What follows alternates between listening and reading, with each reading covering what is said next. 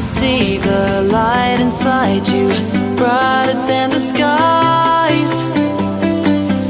Hold on, just let us escape and fly away tonight.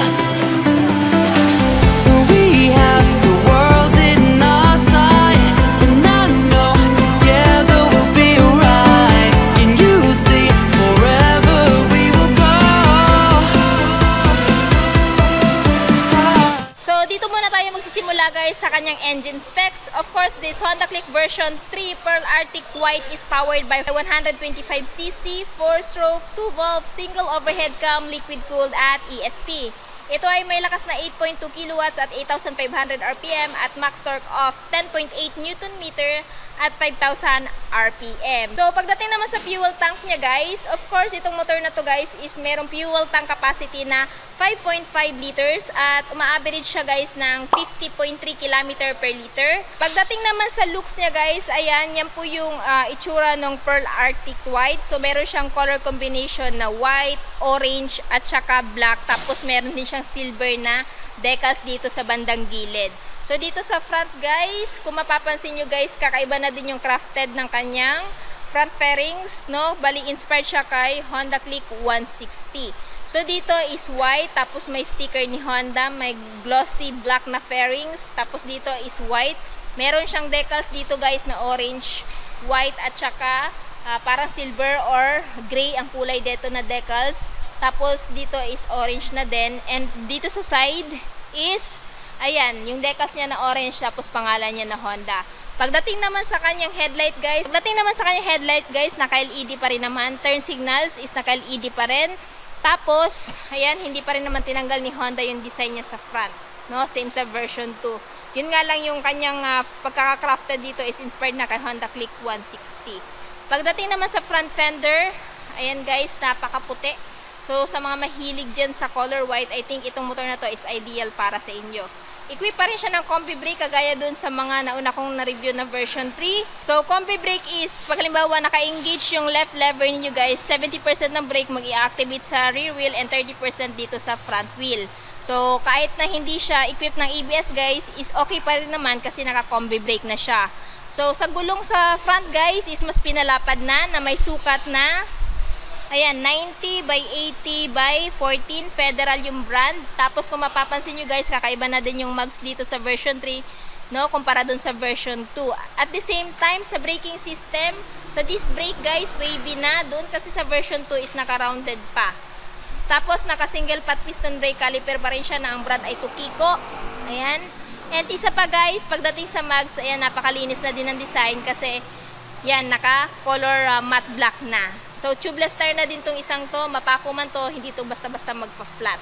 Pagdating naman dito sa underneath guys, ayan, napakalinis na din ng design. Kung idadaan nyo to sa putik, makakaasa kayo guys na may sasangga sa putik, hindi napapasok sa engine ninyo.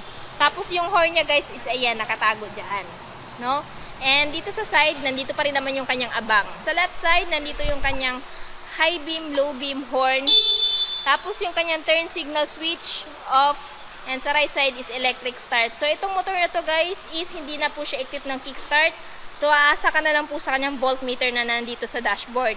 Sa dashboard is naka fully digital instrument panel na, inverted po yung kanyang display. So yung information meron dito is speedometer, odometer, time, ayan, fuel gauge, average fuel consumption, itong kilometer per liter na nakalagay dito. So meron siyang 2 buttons guys, select and set. So sa select is ayan, trip A, trip B, trip A average, voltmeter, at saka yung kilometer ng tinakbo mo. So yan guys. And next, dito naman tayo sa kanyang side mirror. Naka-typical dahon type pa rin siya. Yan, may mga angulo na ganyan. So nakakadagdag forma yan sa motor na to guys, no? Yan, so if I were you guys, hindi ko na to papalitan ng aftermarket kasi mas standard na side mirror, mas maganda. And then, pagdating naman sa front pocket guys, yung nagustuhan ko dito sa version 3 is meron na siyang built-in charging port na kung saan, kung halimbawa maglo-long ride ka, hindi ka naman problema na malulobat yung phone mo. Saksak mo lang dito, ayan, yung cable ng phone mo, and yan, habang nag-drive ka, nag-charge yung phone mo. At the same time, malalim na din yung kanyang front pocket guys. No, pwede mo paglagyan ng phone mo na ganito kahaba. Yan, lagay mo lang dyan. So, yan po, ganyan po kalalim. So, kung gusto niyo po makita yung buong itsura ng kanyang front pocket, ayan po. No? Pasok na pusok po yung phone dito. Ayan.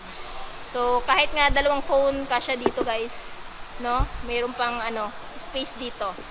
Next, dito naman sa kabilang front pocket is meron siyang shallow front pocket dito, guys. Ayan, kung mapapansin nyo, napaka-shallow lang. Kagaya nung sa version 2. Pwede yung mapaglagyan to ng coins or pamunas ng motor. And hindi pa rin naman tinanggal yung hook para sa bitana ng plastic kung mag-grocery kayo or mamamalengke kayo. Ang isa din sa nagustuhan ko dito kay Honda Click is meron siyang footboard na kung saan pwede mo paglagyan ng mga pinamili nyo, pinamalengke nyo, or maliit na karton. Ayan. Tapos, relax din itong dalhin, guys, kahit na i-long ride mo. Isa pa, guys, pagdating dito sa side view, ayan, yan yung kanyang napakahabang decals na Click, tapos liquid cooled. So, ito po yung view niya, guys, sa side. Next, dito tayo sa seat. Pagdating sa seat, guys, is naka-rough na po yung kanyang texture. Kahit anong pantalon na susuotin nyo or short, hindi na po dulasin dito. Plus points pa na meron na siyang generous seat cushion. So, sa mga long ride, hindi na po ito sasakit yung puwet ninyo. Pati yung puwet ng OBR ninyo. Isa pa sa nagustuhan ko kay Click, premium na din yung grab bar niya, guys. Ayan, napakaganda ng pagkakapaint. Matte, para siyang matte black, no? Ayan. Pwede nyo din itong mapaglagyan ng bracket kung halimbawa hindi pa enough yung under seat storage para sa inyo, no? Para mapaglagyan nyo pa ng mga personal belongings ninyo. So, i-check natin, guys, yung kanyang under seat. So, nandito yung pindutan niya. So, yan po yung kanyang under seat storage, guys, na may 18 liters. So, para sa akin, napakalaki na po ng under seat niya kumpara sa ibang 125cc scooter. And at the same time, pwede nyo din mapaglagyan to ng half-face helmet, no? Depende pa rin sa size kung magkakasya ba. Hindi po kasya dito ang full-face helmet. Half-face helmet kasya po dito. Ayan. Tapos ito yung fuel tank niya. Ayan. So ngayon, check natin yung kanyang taillight. So pagdating sa taillight niya, guys, ganun pa rin naman. LED pa rin naman, turn signals is naka-LED. May ilaw pa rin ang plaka dito para mas visible pagkagabi. Naka-reflectorize, guys. Ayan, tapos may pangalan ni Honda. At saka yung napakahaba niyang fender pang protekta sa mga putik. So, sa mga nagtatanong, pagdating po sa suspension sa likod, siya po ay naka-monoshock unit swing suspension. And meron siyang tire size, guys, na ayan, 100 by 80 by 14. Tubeless tire at saka yung brand is Federal.